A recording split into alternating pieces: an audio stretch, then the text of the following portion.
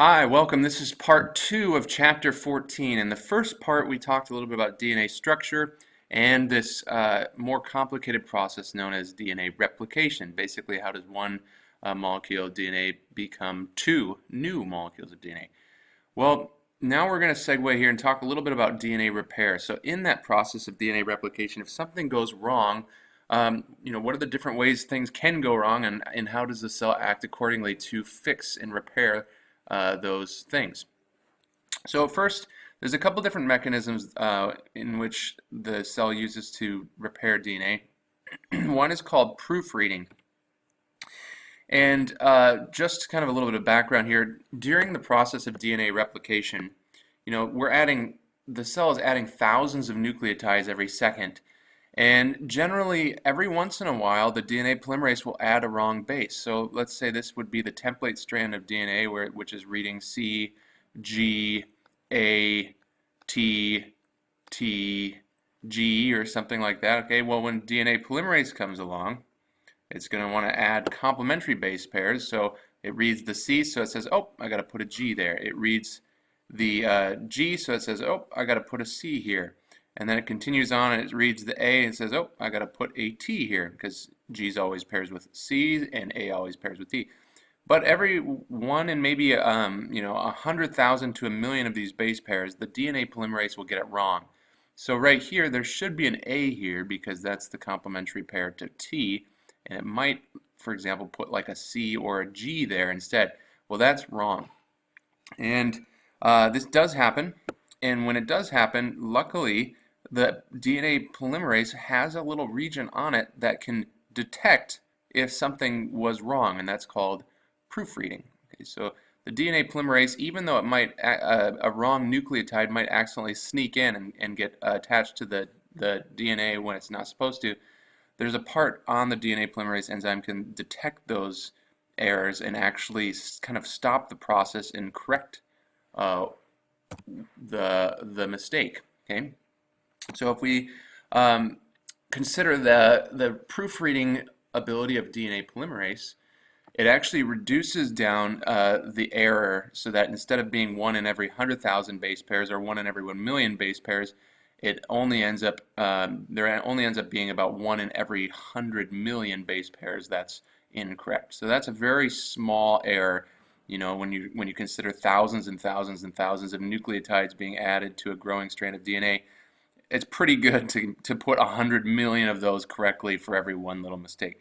Now, when this happens, though, when there is an error, and let's say there is a small change in the DNA, that can lead to a couple different things. It can lead to a little bit of genetic diversity, so that over time, the strand of DNA or the genome could be changed ever so slightly just by these small introductions of errors into the DNA.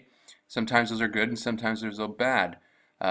In fact, the common theory of where all of our traits and our genetic diversity come from, this is a major source of that. So when we are looking at different alleles in the population, like how tall we are or the color of our hair or all sorts of traits, the reason why there is a variation there is because new alleles are either modified or introduced into the population. And this very fact that the DNA polymerase accidentally puts wrong bases in is kind of thought to be one of the drivers that creates those new alleles in the population. In either case, though, this is kind of a little bit of a picture of what's going on in this proofreading process. So here's the DNA polymerase. This thing is representing a DNA polymerase, and it's cruising along, adding the red strand here represents the new strand of DNA that's being added to the template strand, which is the blue strand in this picture. And if there is a wrong base added, that's what we're seeing here, it actually, it would, as it's growing along here, will detect that wrong base was added, and then it kind of melts, the double strand melts away, so then there's this kind of region right here, and that single strand that's now disassociated, so it's not attached anymore, it kind of falls into this what's called exonuclease domain, and then that's the point where the polymerase can chop that off, and then once it's chopped off, it can continue adding new nucleotides. Here's kind of a real brief animation to show this process. Although mistakes can happen during DNA replication, they are extraordinarily rare. A key reason for this is the proofreading function of DNA polymerase. Roughly 1 out of every 100,000 to 1 million bases attached to the 3' end of a growing DNA chain will be a mismatch, improperly base pairing with the complementary strand. When such a mismatch occurs, DNA chain elongation generally pauses. This pause allows spontaneous melting of the end of the DNA strand being synthesized, freeing the 3' end with the mismatched base to enter a 3' exonuclease site on the DNA polymerase. The exonuclease site catalyzes the removal of several nucleotides from the 3' end of the growing strand. Only the removal of the nucleotide carrying the mismatched base is shown here, though additional nucleotides would actually be removed. Following removal in the 3' to 5' direction, DNA polymerase can then resume its synthesis activity in the 5' to 3' direction.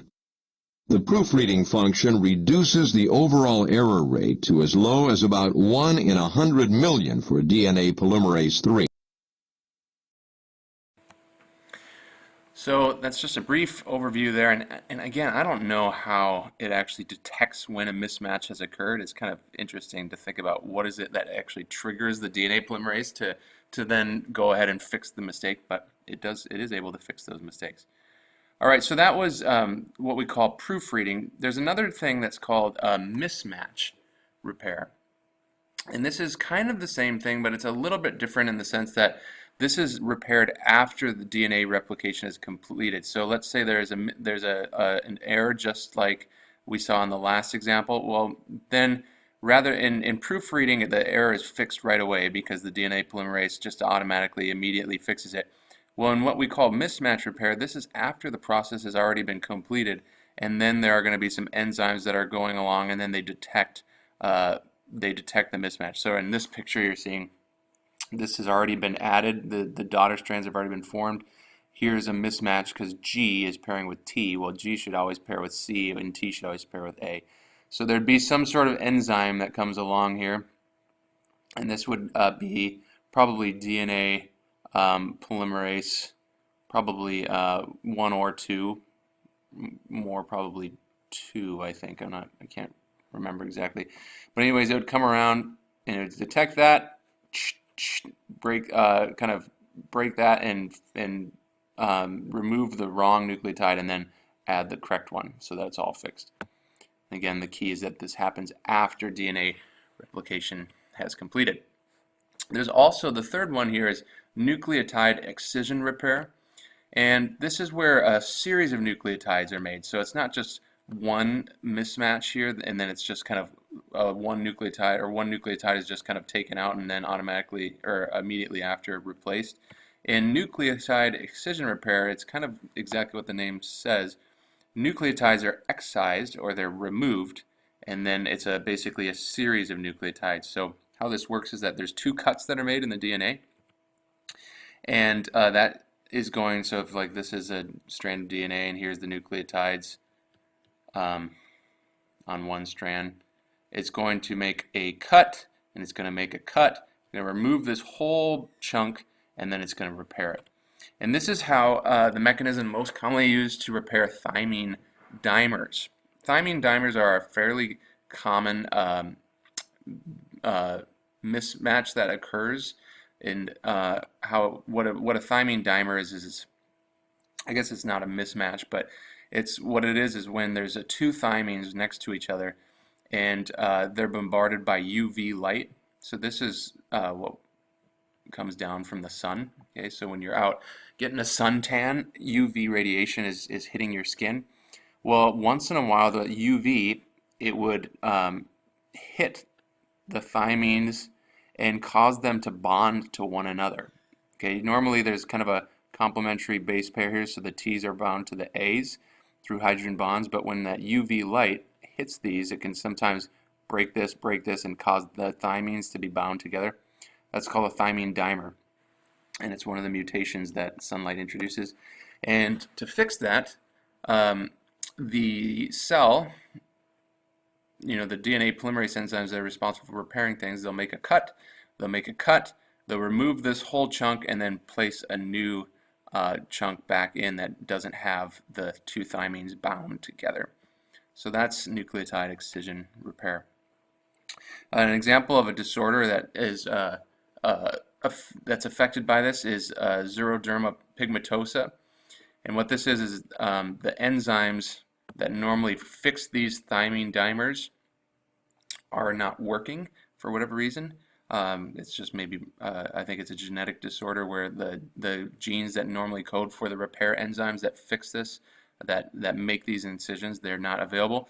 And so then what happens is there's a lot of kind of skin lesions that occur because there's cells that have been mutated by the thymine dimers, and they can sometimes lead to either severe or mild forms of skin cancer. So that's a pretty devastating disorder, xeroderma pigmentosa.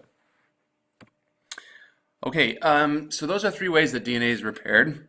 And now we're going to talk a little bit about if there is no repair and there's what we call a mutation. That would be a incorrect region, or a kind of an incorrect region of DNA that occurs. There's a couple different types of mutations out there, and they can all be divided into 2 categories: point mutations and frame shift mutations.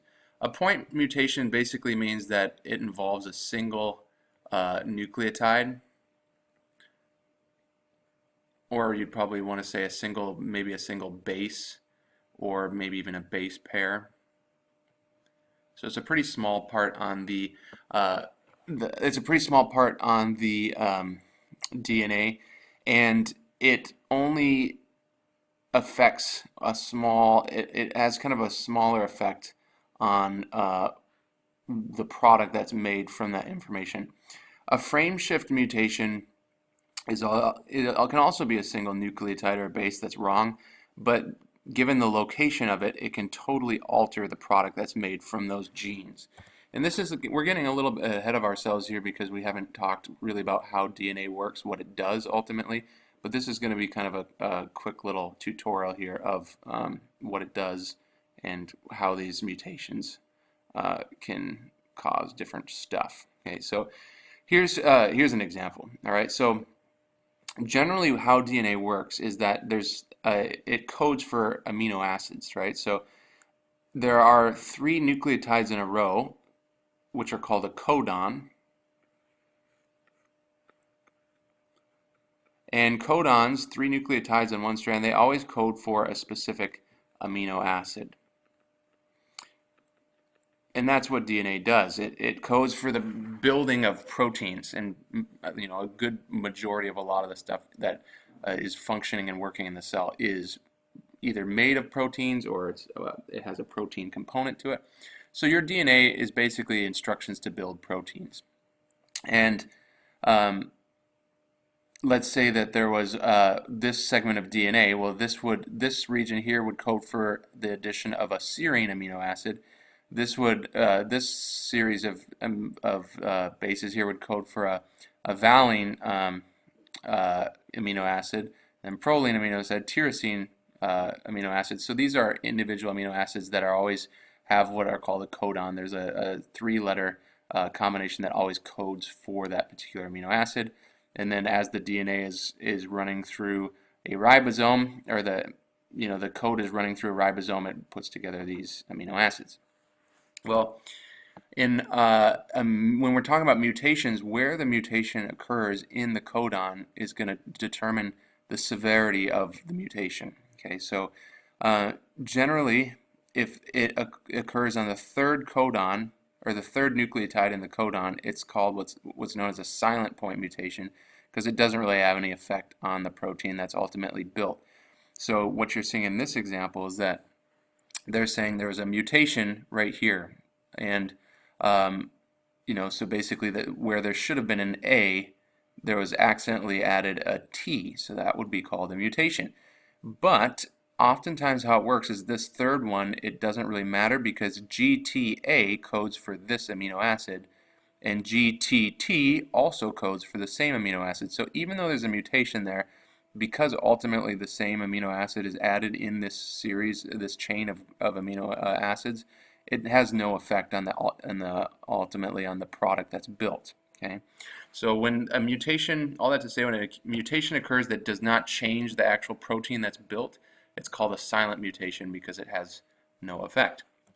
Now, if there's a mutation that leads to a difference in the amino acid that's added, it's called a missense mutation. So what you're seeing in this example is that this cytosine here, it's one of the first bases in the codon, it's accidentally changed to an adenine. Okay, so we went from C to A. Well, CCC on a strand of nucleic acid is going to code for this amino acid, which is proline. But ACC actually codes for threonine, a different amino acid. So you can see that these are not the same. Okay, and so in this example, the mutation has actually led to the insertion of a different amino acid. And that, depending on the location of where that amino acid is and what ultimately the protein that's being built does, it can either have a pretty severe effect or maybe not as big of an effect. So it all just kind of depends on a case-by-case scenario here. But at the end of the day, a missense mutation is a mutation in the code that results in an amino acid substitution. So there's a different amino acid that's added because of the change in the blueprints, so to speak. And then there's what we call a nonsense mutation, and this is where there's a mutation that leads to a premature what's called stop codon. A stop codon is a codon that tells the growing chain of amino acids to just stop and be released from the ribosome.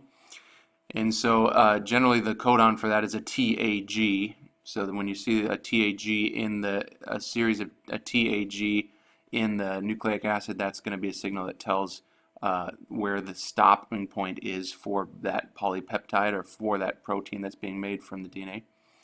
And in this example, we see that there's a cytosine that's been mutated so that instead of the cytosine, there's actually a guanine now, a G, and that's going to cause a substitution here where this codon would have originally coded for tyrosine, an amino acid. Now it codes for a stop codon. So this basically is going to lead to the termination of this growing polypeptide, and depending on where this mutation occurs, it can maybe stop the protein from being built really early on. So, you know, there might be a protein that was supposed to be 120 or 150 amino acids long, and now, because this stop codon was prematurely added, it cuts the growing polypeptide chain down so it's only, 10 or 20 amino acids long. So that can have a variable effect too. But in either case, the big thing to know from this is that there's 3 different kinds of point mutations. There's a silent one that doesn't have an effect, and a missense one results in changing an amino acid. Nonsense, that means that there's a stop codon that's swapped for a regular amino acid, so it can lead to the cleaving or the completion of the protein before maybe it was supposed to be completed. All right, then that gets us to our last category, the frame shift mutations. These ones are a little bit different because they are actually going to change the way that the codons are being read. So here's the example. Let's imagine here that there are a series of codons. Okay, again, a codon is a series of 3 bases, one after the other, and they each code for the addition of a specific amino acid in a growing polypeptide chain. Well, in this example, there's a T and an A that are just deleted. They're accidentally removed. And so that slides these over, okay? And now you can see it totally changes the frame by which these are read. So this used to be AGC, which coded for an amino acid serine, GTA, which coded for the amino acid valine, CCC, which coded for the amino acid proline, and then TAC, which coded for tyrosine. And now, if these were removed, then you can see it goes instead AGC and then GCC. So these 3 C's here, because they're moved over, now right after this G, it's not a T and an A, but it's a CC. Well, GCC codes for valine, okay? And then the next one would be CTA, which codes for leucine, and then the next one is CTT, which also codes for leucine. So you're starting to get a completely changed polypeptide coming out, whereas before this series of nucleotides coded for the amino acid chain of serine, valine, proline, and tyrosine. Now the new growing polypeptide chain is serine, valine, leucine, leucine. So it's pretty much an entirely different chain, and this is going to be changed for every subsequent amino acid that's added after that mutation. They're all going to be different.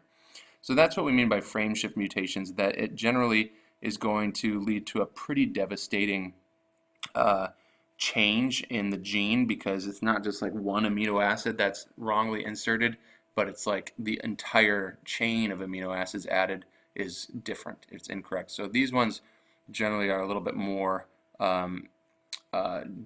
more devastating, maybe would be the word. And the point mutations can or cannot be really all that devastating, depending on what specifically the circumstance is. All right, so let's do a little bit of review here. The last review question of this chapter, describe 3 ways in which DNA is repaired, and then what is the difference between point mutations and frame shift mutations. Go ahead and pause the video and try and answer these, and then I'll go through them. All right, so the first one, part A, 3 ways DNA is repaired. Well, there's proofreading, there is mismatch repair,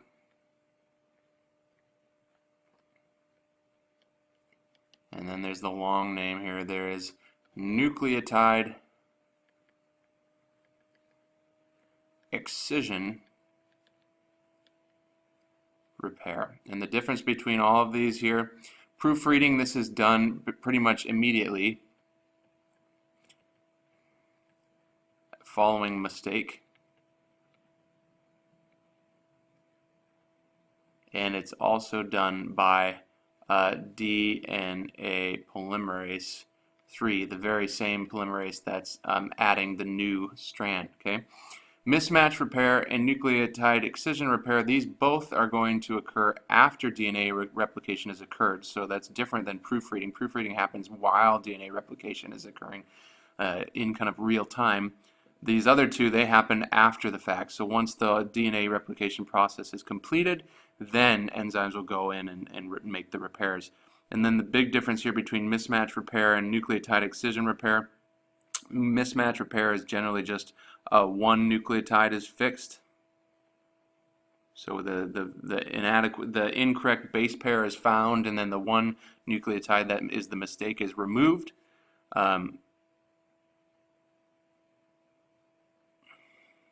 And repaired. And then nucleotide excision repair, this is where a series of nucleotides are removed. So basically there are 2 cuts made in the strand of DNA, and that the chunk between the 2 cuts is removed. That's what this word means, excised. And then that thing is repaired. And then nucleotide excision repair, again, this is the main way that thymine dimers are repaired. And thymine dimers are, again, when you have you have a strand of DNA that has 2 thymines next to each other, and then they suddenly bind to one another. That should not happen, but sometimes it does. It's the result of UV radiation. Okay? So those are the 3 repair mechanisms, and then the difference between point mutations and frame shift mutations. The big thing is that frame shift mutations may lead to basically many wrong amino acids